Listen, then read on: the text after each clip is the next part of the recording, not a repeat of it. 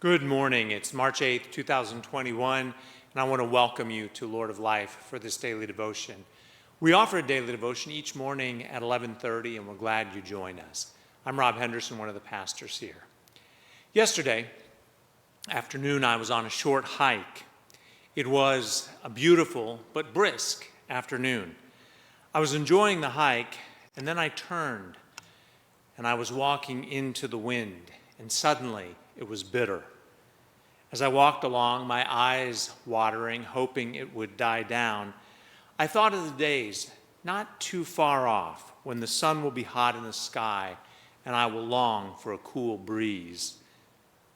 I love to watch the breeze sweep across a field of ripe wheat, watching the waves as the waves of the ocean. I love to watch the leaves in the forest as the breeze dances around and rustles them and tickles my face. And sometimes when visiting the ocean, I struggle to remain upright against the persistent force of the wind. Wind, ruah, what we've come to read in the Bible as spirit, wind, and breath are all translated from that Hebrew word ruah. Walter Brueggemann says the Bible struggles to find adequate vocabulary to speak about and name this unutterable, irresistible, undomesticated force that surges into history to liberate, heal, remake, and transform. We are left with this code term ruah to speak about what we know but cannot say. Ruah, say it once. It's like breathing the breath of life. Ruah happens to be the wind of creation that parted the waters and created dry land early in Genesis. It's the very breath that God breathed into humans when we were created. It was a spirit that parted the seas and allowed the people to escape from the slavery in Egypt. It's the same spirit that Jesus claims and empowers the early church through in Acts. This ruah is active all throughout our sacred stories.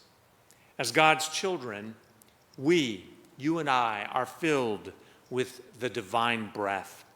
We are not just flesh and bones.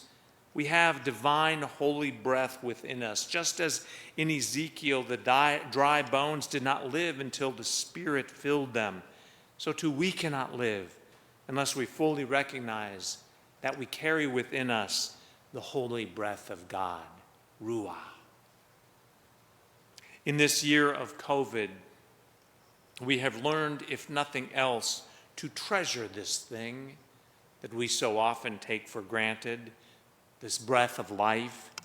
1 year ago, as we began what we do so automatically, millions of times per week, breathe. Today, I hope you will take a few moments to take a few mindful breaths of God's Spirit. Drink it in. Drink it deeply. Offer a word of thanks for the breath of life to the source of that breath. Breathe deeply. Exhale fully. Celebrate. For this is no ordinary breeze, no ordinary breath. This is our life breath. It is the life breath of all living things.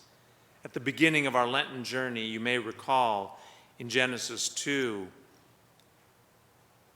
the creation narrative, we were reminded that God takes the dust of the earth and breathes the breath of life into the human family. Every breath that we take, you and I, it began with the breath of God. With every breath we take, we are filled with the Spirit of God, filled with God's ruah. The Spirit of God lives within us so that we may fully live. Embrace the breath of life, the breath of God this day, this week. Celebrate. I want to thank you for joining us for this daily devotion. I invite you to join us each morning at 11:30. We are offering 2 additional meet and greets with our associate pastor candidate. Those will take place on the 15th and the 17th at 7 p.m. both days. And if you'd like to be invited to those, to join the Zoom for those, you can touch base with Connie in the church office. Have an awesome week.